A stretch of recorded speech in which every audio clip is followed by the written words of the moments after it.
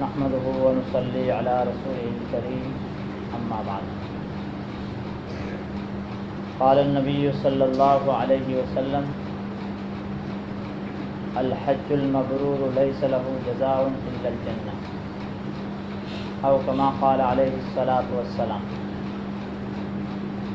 میرے عزیز بھائی اور بزرگوں، اللہ رب العزت کا بڑا فضل اور اس کا احسان ہوا کہ اس نے ہم سب کو اپنا ایک اہم فریضہ یعنی جمعہ کی نماز ادا کرنے کے لیے اپنے گھر میں آنے کی توفیق عطا فرمائی۔ مزید دین کی نسبت پر کچھ کہنے کی اور سننے کی توفیق عطا فرمائی۔ ہم اللہ تبارک و تعالیٰ سے دعا کریں کہ اللہ تعالیٰ ہمیں صحیح سمجھ عطا فرمائے۔ میرے عزیز بھائی اور بزرگوں، آج میں آپ حضرات کے سامنے حج کے عنوان پر کچھ باتیں پیش کرنا چاہتا ہوں، اس لیے کہ حاجی حضرات جو حج کے لیے تشریف لے گئے تھے ان میں سے کچھ آ گئے ہیں اور کچھ آ رہے ہیں۔ تو بات یہ پیش کرنی ہے کہ حاجی حج میں آنے کے بعد جو منافع جو نفع وہاں سے حاصل کر کے آیا ہے، جو فائدے لے کر آیا ہے، ان فائدوں کو اپنی زندگی میں کیسے باقی رکھیں، یہ بات کریں۔ اس لیے کہ اتنا سارا خرچہ کر کے 3-4 لاکھ روپے خرچ کر کے اور وہ سفر کر کے جاتا ہے حج کے لیے، واپس آنے کے بعد اگر اپنی زندگی میں کوئی تبدیلی نہ آئے، اگر کوئی فرق نہ آوے، تو یہ سفر جو ہے ضائع ہو جائے اور پیسے بھی ضائع ہو جائیں۔ اس لیے جتنے بھی حاجی حضرات جو حج کر چکے ہیں ان کے لیے یہ پیغام ہے کہ ہم جو ہے اپنی زندگی کے بارے میں سوچیں کہ جو کہی جانے والی باتیں ہیں کیا ہمارے اندر وہ موجود ہیں یا نہیں۔ اللہ کے پیارے حبیب صلی اللہ علیہ وسلم ارشاد فرماتے ہیں کہ حج مبرور یعنی وہ حج جو اللہ تبارک و تعالیٰ نے قبول کر لیا، اس کا بدلہ صرف اللہ کے نزدیک جنت ہی، یعنی اس کے لیے جنت ملنا یقینی۔ اللہ کے پیارے حبیب صلی اللہ علیہ وسلم اپنی زبان مبارک سے یہ ارشاد فرمائے۔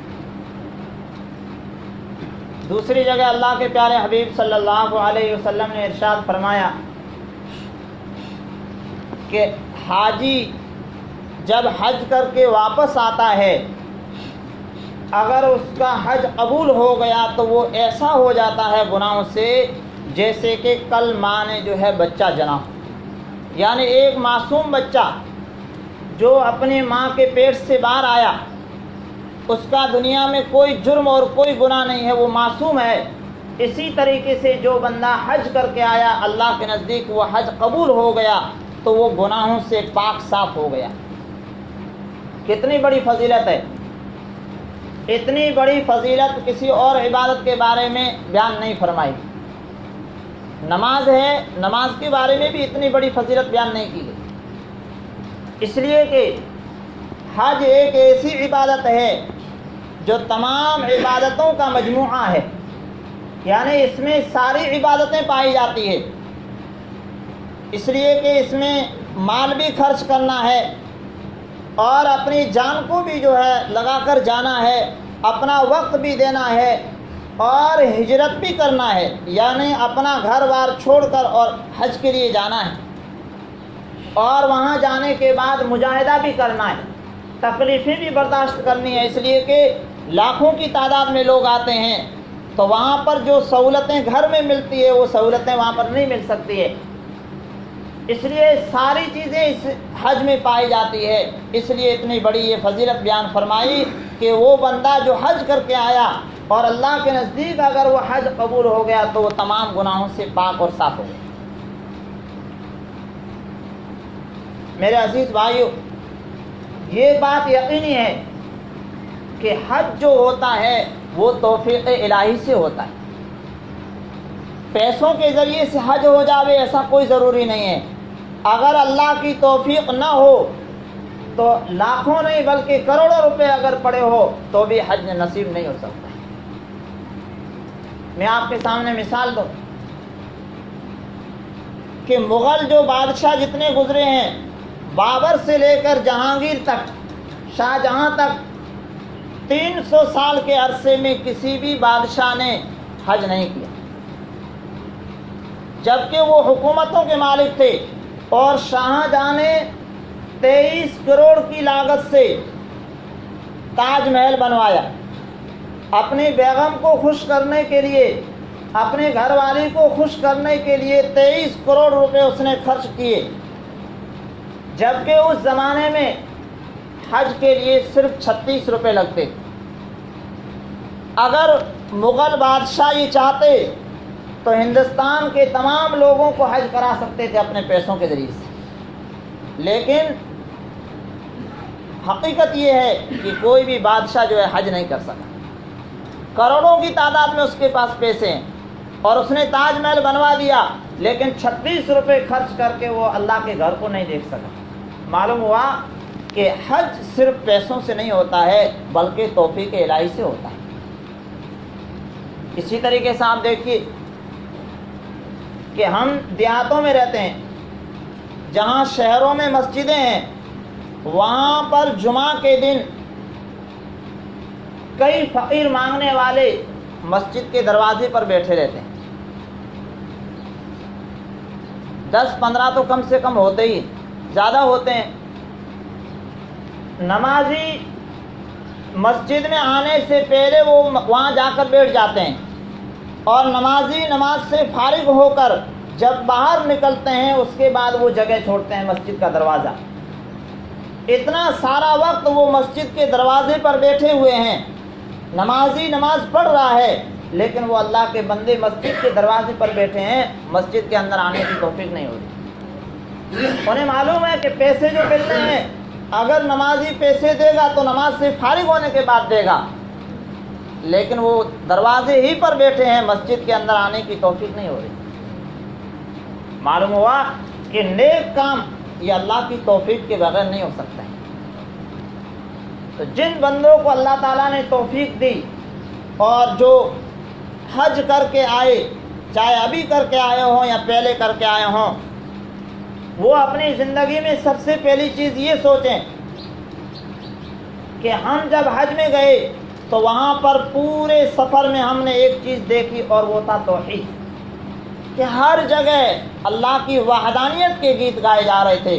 لبیک اللہم لبیک لا شریک لک لبیک، کہ اللہ میں حاضر ہوں، لا شریک لک، تیرا کوئی شریک نہیں ہے، یعنی بادشاہی زمینوں اور آسمانوں میں تیری ہی ہے، باقی کسی کی کوئی حکومت نہیں.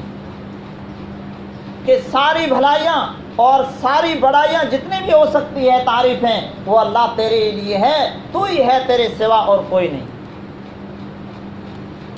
یہ حج کے پورے سفر میں 40 دن اسی بات کا درس اور سبق دیا جاتا ہے. حضرت ابراہیم علیہ السلام جن کی یاد میں یہ حج کا پورا معاملہ جو ہے ان کے ارد گرد گھومتا ہے، ان کی زندگی کو ہم اٹھا کر دیکھیں تو شروع سے لے کر آخر تک توحید ہی توحید ہے، وحدانیت ہی. اللہ کے بندے نے، اللہ تعالیٰ نے کڑے سے کڑے امتحان لیے اور ان کو سخت آزمایا، لیکن اللہ کی وحدانیت کے لیے، توحید کے لیے انہوں نے اپنی جان کو اور اپنے بیٹے کی جان کو قربان تک کر دیا. یہ واقعہ آپ سنتے ہیں کہ جب ان کو آگ میں ڈالا گیا تو جبرائیل امین اور سارے فرشتوں میں کوہرام مچ گیا، اور جبرائیل امین دوڑتے ہوئے آئے اور کہنے لگے ابراہیم ہم آپ کی مدد کے لیے تیار ہیں. حضرت ابراہیم علیہ السلام نے فرمایا کیا میرے رب نے تم کو بھیجا ہے؟ جبرائیل امین کہنے لگے اللہ نے حکم تو نہیں دیا. تو فرمانے لگے کہ جس رب کے حکم سے اور جس رب کی توحید اور وحدانیت کو بیان کرتے ہوئے میں آگ میں جا رہا ہوں، اگر اس رب کا حکم یہی ہے کہ میں آگ میں جاؤں تو میں بخوشی جانے کے لیے تیار ہوں. میرا رب مجھے دیکھ رہا ہے، تیری مدد کی کوئی ضرورت نہیں. یہ ہے وحدانیت کہ مصیبت کے وقت میں اگر انسان جو ہے مصیبت میں پھنس رہا ہو اگر کوئی آدمی سہارا دے دے تو لوگ کہتے ہیں کہ کتنا بڑا اچھا آدمی ہے، اس نے ہمارے اوپر احسان کر دیا کہ مصیبت کے وقت میں، ایک آڑے وقت میں ہماری اس نے مدد کی۔ حضرت ابراہیم علیہ السلام ایسے وقت میں بھی فرشتوں کی مدد کو ٹھکرا رہے۔ یہ ہے وحدانیت۔ اگر حاجی حج میں آنے کے بعد اگر اپنی زندگی میں یہ سبق توحید کا درس لے کر آتا ہے اور اپنی زندگی پوری توحید پر اگر گزارتا ہے تو اس کا مطلب یہ ہے کہ اس کا حج قبول ہوا ہے، ورنہ اگر یہ چیز نہیں ہے تو حج ادا ہوا ہے، قبول نہیں۔ آپ دیکھیے کہ بیت اللہ اللہ کا جو گھر ہے اور اللہ کے پیارے حبیب صلی اللہ علیہ وسلم کا روضہ اقدس، جتنے بھی دنیا کے مزارات ہیں اولیاء اللہ کے، آپ چلے جائیے وہاں پر کہیں نہ کہیں کسی بھی طریقے سے لوٹ جو ہے نظر آئی۔ جاتے ہی دروازے پر جو ہے پیٹی لگی ہوئی ہے کہ اس میں جو ہے فلاں یہ پیٹی ہے، اس میں کچھ پیسے ڈالتے جائیے۔ آگے جائیں گے چادر کے پیسے ڈالتے جائیے، آگے جائیں گے تیل کے پیسے ڈالتے جائیے۔ یعنی ان لوگوں نے اولیاء اللہ کی قبروں کو اپنی معاشی اور اپنی مالی زندگی بنانے کا ایک ذریعہ بنا رکھا ہے کہ ہمارا جو ہے دھندا اور کاروبار چلتا رہے۔ ہم جتنے بھی پیسے وہاں ڈال رہے ہیں، اولیاء اللہ کو کیا ملتا ہے وہاں؟ آپ چلے جائیے بیت اللہ، اور جو حاجی حضرات حج کر کے آئے ہیں، کہیں بھی بیت اللہ میں یا اللہ کے پیارے حبیب صلی اللہ علیہ وسلم کے روضہ مبارک پر ایک بھی ڈبہ رکھا ہوا نہیں، کہ کہیں بھی ایسا ڈبہ رکھا ہوا نہیں ہے کہ جہاں لکھا ہوا ہو کہ آپ جو ہے دان کرتے جائیے یا کچھ صدقہ وغیرہ یا للہ جو ہے ڈالتے جائیے۔ اس لیے کہ وہ ایسا دربار ہے کہ جہاں بندوں کو نوازا جاتا ہے، اللہ تعالیٰ خود جو ہے بندوں کا عطا فرماتے ہیں، وہاں پر ایسا کوئی معاملہ نہیں۔ اور دنیا کے جتنے بھی مزارات ہیں، قبریں ہیں اولیاء اللہ کی، وہاں پر کسی نہ کسی طریقے سے شرک کی بو ضرور آتی ہے۔ ہم جو ہے ہزار باتیں کرتے ہو، لیکن ان پڑھ اور جاہل لوگ چاہے مرد ہوں یا عورتیں وہاں اولیاء اللہ کے مزارات پر جا کر شرک کرتے ضرور۔ عورتیں یہ کہتی ہوئی نظر آتی ہے کہ اولیاء کا نام لے کر کہ ہمارے جو ہے بگڑے ہوئے کام آپ بنا دیجئے، اگر بے اولاد ہے تو اولاد مانگتی ہوئی نظر آتی ہے۔ یہ شرک نہیں ہے تو یہ شرک اکبر ہے، بہت بڑا شرک ہے کہ اللہ تعالیٰ کے معاملات میں، اللہ کے کاموں میں ہم نے دوسرے آدمیوں کو شریک کر دیا۔ اگر ہماری زندگیوں میں اگر توحید باقی ہے، اس کا مطلب یہ کہ ہمارا حج قبول ہوا ہے، اور اگر زندگی میں توحید ختم ہو گیا، اس کا مطلب یہ کہ حج ادا ہوا ہے، قبول نہیں۔ نمبر 2، بیت اللہ میں حاجی میدان عرفات میں اور بیت اللہ کے سامنے بیت اللہ کا غلاف پکڑ کر، بیت اللہ کا پردہ پکڑ کر وہاں پر یہ دعا کر کے آتا ہے کہ یا اللہ، میں نے ساری زندگی تیری نافرمانیوں میں گزاری، میں نے ساری زندگی گناہوں میں گزاری، آج میں یہ وعدہ کرتا ہوں آپ میرے گناہوں کو معاف کر دیجئے، اب میں واپس جا کر کبھی گناہ نہیں کروں گا۔ اگر یہ وعدہ کر کے آیا ہے اور یہاں آ کر اگر وعدہ بھول رہا ہے، اس کا مطلب یہ کہ حج ادا ہو گیا ہے، قبول نہیں ہوا۔ اس لیے دوسرا یہ سبق یاد رکھے کہ جس دربار سے میں لوٹ رہا ہوں، اس سے بڑا دربار اور کوئی نہیں۔ اگر یہاں جانے کے بعد اگر زندگی میں سدھار نہیں آیا تو دنیا کی کوئی طاقت اس کو سدھار نہیں سکتی۔ اس لیے ہمارے یہاں جو ہے کوئی آدمی اگر غلط راستے پر چلتا ہے تو ہماری زبان میں اس کو کہتے ہیں کہ بھائی یہ نا وڈے در یہ لگوڑی، یعنی سب سے بڑا در تو اللہ ہی کا در، اب یہ سدھرنے والا نہیں ہے، اس کو بڑے در کی لگی ہوئی ہے۔ اگر وہاں جانے کے بعد بیت اللہ سارا منظر دیکھنے کے بعد اگر گناہوں بھری زندگی اگر گزار رہا ہے، اس کا مطلب یہ ہے کہ اس کا حج ادا تو ہو گیا ہے، قبول نہیں ہوا۔ نمبر 3 کہ حاجی یہاں سے چلا اور ساری دنیا سے، دنیا کے الگ الگ خطوں سے، الگ الگ کونوں سے حاجی آ کر بیت اللہ میں جمع ہوئے۔ جیسے آپ دیکھیے کہ چھوٹی چھوٹی ندیاں چل کر دریاؤں میں پہنچتی ہے، تو ندیاں تو ختم ہو جاتی ہے لیکن دریا باقی رہتا ہے۔ چھوٹی چھوٹی ندیاں مل کر ہی دریا بنتا ہے، ورنہ آسمان سے سارا پانی ادھر نہیں آتا ہے۔ چھوٹی چھوٹی ندیاں بہہ کر وہاں جاتی ہے، ندیوں کا وجود تو ختم ہو جاتا ہے، دریا باقی رہتا ہے۔ اسی طریقے سے الگ الگ مسجدوں سے، الگ الگ چھوٹی بستیوں سے حاجی جو ہے چھوٹی چھوٹی ندیوں کی شکلوں میں وہاں پر پہنچتے ہیں، اور وہاں جا کر ایک دریا جمع ہو جاتا ہے۔ وہاں پر ہم نے دیکھا جو حاجی حج گئے کہ ایک ہی امام کے پیچھے لاکھوں کی تعداد میں 35 یا 40 لاکھ حاجی آتے ہیں۔ ایک ہی امام کے پیچھے وہ سب ہاتھ باندھ کر اور کھڑے ہیں کہ ہم جو ہے اللہ تیرے دربار میں ہم کھڑے ہیں اور یہ وعدہ کر کے جا رہے ہیں کہ آج کے بعد ہم جو ہے نفرتیں نہیں کریں گے۔ وہاں پر گورا بھی اسی صف میں کھڑا ہے، کالا بھی اسی صف میں کھڑا ہے، عرب بھی اسی صف میں کھڑا ہے، اجمی بھی اسی صف میں کھڑا ہے، مالدار بھی اسی صف میں کھڑا ہے، غریب بھی اسی صف میں کھڑا ہے۔ یہ اس بات کا سبق دینے کے لیے کہ یا اللہ اب میں جب واپس جاؤں گا تو میں ساری نفرتیں ختم کر دوں گا۔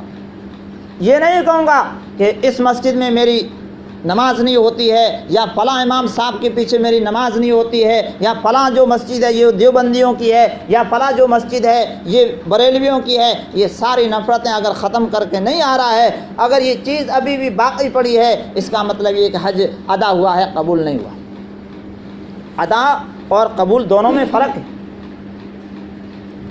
جیسے ہمارا ایک بچہ اسکول جاتا ہے، پابندی سے بچہ اسکول جا رہا ہے، ہم بچے کی مہینے کی فیس بھرتے ہیں، جیسے مثال کے طور پر 3000 یا 4000 روپے۔ اگر بچہ پابندی سے جا رہا ہے، جانے کے بعد وہاں ایک لفظ بھی پڑھتا نہیں، تو اب جب امتحان کا موقع آئے گا یا مہینہ مکمل ہوگا تو اسکول کا جو ہیڈ ہے وہ ہم سے فیس نہیں مانگے گا، اس لیے کہ ہمارا بچہ پورے مہینے گیا ہے۔ لیکن جب امتحان آئے گا تو ہمارا بچہ جو ہے پاس نہیں ہوگا بلکہ فیل ہو جائے گا، اس لیے کہ اس نے وہاں جانے کے بعد ایک لفظ بھی پڑھا نہیں۔ تو اسی طریقے سے ایک بندہ وہاں گیا، حج ادا تو ہو گیا لیکن قبولیت نہیں ملی، اور جب تک قبولیت نہ ملے اللہ تعالیٰ کے یہاں اس عمل کی کوئی ویلیوشن نہیں ہے، کوئی قدر نہیں۔ نمبر 4 آخری، اللہ کے پیارے حبیب صلی اللہ علیہ وسلم کے روضہ اقدس پر پہنچا حاجی، اور وہاں پر اللہ کے پیارے حبیب صلی اللہ علیہ وسلم کو اس نے سلام کیا۔ اللہ کے پیارے حبیب صلی اللہ علیہ وسلم نے خود اس کے سلام کو سنا اور خود جو ہے اپنی زبان مبارک سے اس کو جواب دیا، اور وہاں پر یہ وعدہ کر کے آیا کہ اللہ کے پیارے حبیب صلی اللہ علیہ وسلم میں اپنی ساری زندگی اب تیری سنتوں کے مطابق گزاروں گا۔ اگر یہاں آنے کے بعد اگر اس کیے ہوئے وعدے کو بھول جاتا ہے، اگر زندگی سنتوں کے خلاف چل رہی ہے، اگر من مانی زندگی گزر رہی ہے، اس کا مطلب یہ ہے کہ حج ادا ہوا ہے، قبول نہیں ہوا۔ 1923 کی بات ہے، دہلی کی جامع مسجد میں ایک فقیر بیٹھا ہوا ہے بھیک مانگنے کے لیے۔ جامع مسجد کے دروازے پر ایک فقیر بیٹھا ہوا ہے بھیک مانگنے کے لیے۔ ایک انگریز آیا، اس نے کچھ پیسے دینے کے لیے اپنا بٹوا نکالا، انگریز نے جو پیسے اس فقیر کو دینے تھے وہ دے دیے، بٹوا واپس ایسے رکھ رہا تھا، نیچے گر گئے۔ انگریز وہاں سے چلا گیا، یہ آواز دیتا رہا لیکن اس نے نہیں سنا۔ اس فقیر نے وہ بٹوا لے کر اپنے پاس رکھ لیا۔ 1 سال کے بعد جب وہ انگریز واپس گیا تو اس نے اپنی گھر والی کو کہا کہ بہت اچھا منظر ہے، ہم جو ہے دونوں دیکھ کر آئیں گے۔ دوسرے سال جب وہ انگریز واپس آیا تو اس معذور آدمی نے، اس فقیر آدمی نے اس انگریز کو بلایا، اور بلانے کے بعد وہ بٹوا جو پچھلے سال اس نے لیا تھا وہ واپس اس کو کر دیا۔ انگریز کیا دیکھتا ہے کہ اس میں لاکھوں روپے جو اس کے تھے وہ موجود ہیں اس میں۔ انگریز حیران رہ گیا، کہنے لگا کہ تو پیسے مانگنے کے لیے یہاں پر بیٹھا ہے، اتنے سارے لاکھوں کی تعداد میں تجھے پیسے مل گئے، تو نے لیے کیوں نہیں؟ وہ فقیر ایک ایماندار کہنے لگا کہ اس کی وجہ یہ ہے کہ میں نے حدیث میں یہ سنا ہے کہ اللہ کے پیارے حبیب صلی اللہ علیہ وسلم نے فرمایا کہ کل قیامت کے دن ہر ایک ایمان والا اپنے نبی کے جھنڈے کے نیچے ہوگا، تو میں میرے نبی حضرت محمد صلی اللہ علیہ وسلم کے جھنڈے کے تئیں ہوں گا، اور تو عیسائی ہے حضرت عیسیٰ علیہ السلام کے جھنڈے کے نیچے ہوگا۔ کل قیامت کے دن میدان حشر میں جب حساب کتاب ہوگا تو کہیں حضرت عیسیٰ علیہ السلام میرے نبی صلی اللہ علیہ وسلم سے یہ سوال نہ کر لیں کہ تیرے امتی نے میرے امتی کے پیسوں کو چرایا تھا، میرے نبی کی جو ہے بے عزتی نہ ہو جاوے۔ میرے عزیز بھائیو، فقیر ہے اور آخرت کا منظر اس کے سامنے ہے، لاکھوں کی تعداد میں جو پیسے ملے ہیں، وہ یہ کہہ رہا ہے کہ میرے نبی صلی اللہ علیہ وسلم کی جو ہے کہیں بے عزتی نہ ہو جاوے اور نیچا نہ لگ جاوے، اس لیے میں نے پیسے نہیں لیے، تیرے پیسے واپس لوٹا رہا ہوں۔ یہ ہے اتباع۔ حاجی جب حج کر کے آیا تو اس کی زندگی میں اتباع ہونی چاہیے۔ اب نسل پرستی، یہ ساری چیزیں ختم ہو جانی چاہیے۔ اگر یہ چیزیں ہمارے اندر ہیں تو اس کا مطلب یہ ہے کہ حج قبول ہوا ہے، اور اگر یہ نہیں ہے تو حج ادا ہوا ہے۔ اگر یہ چیزیں نہیں ہیں تو اس کا مطلب یہ ہے کہ حج ادا ہوا ہے، قبول نہیں ہوا ہے۔